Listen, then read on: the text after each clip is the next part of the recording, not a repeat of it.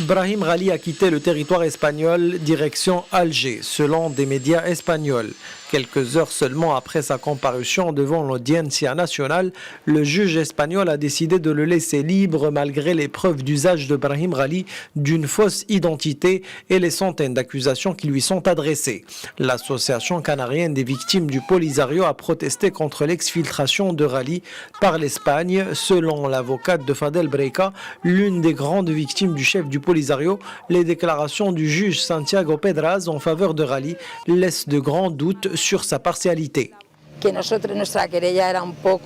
défense de l'accusé a dit que les accusations sont dictées par des intérêts politiques. Et bien sûr, ce n'est pas du tout vrai. Mon client a été torturé, horriblement torturé, et c'est pourquoi nous avons déposé une plainte qui a été admise. Et nous allons poursuivre nos investigations dans cette affaire qui n'est pas close. Le départ de Ghali risque de raviver les tensions entre Madrid et Rabat, alors que le Maroc a mis en garde il y a quelques jours sur un pourrissement de la crise s'il était permis au chef du Polisario de rentrer chez lui.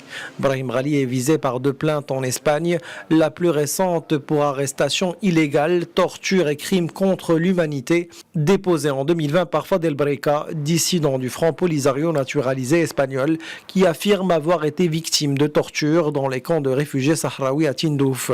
L'autre plainte avait été déposée en 2007 par l'association sahraoui pour la défense des droits de l'homme pour génocide, assassinat, terrorisme, torture ou disparition, commis là encore dans les camps de Tindouf, d'après cette organisation basée en Espagne.